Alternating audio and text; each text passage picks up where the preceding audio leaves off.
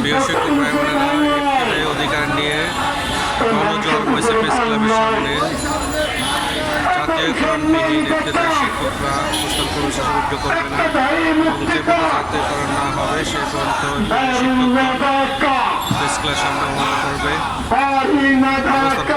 করতেছে শিক্ষকরা যারা এখন বাসায় আছেন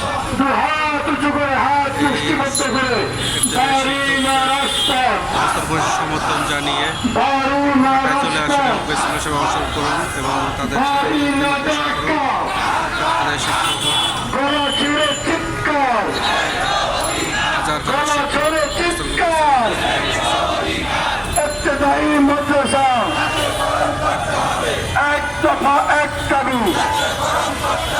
আমাদের দাবি মানতে হবে, জাতীয়করণ করতে হবে।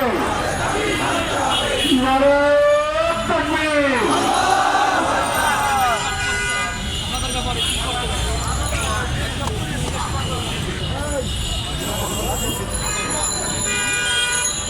হাজার হাজার শিক্ষকের সমাবেশ স্বতন্ত্র ইবতেদায়ী মাদ্রাসা জাতীয়করণের জন্য।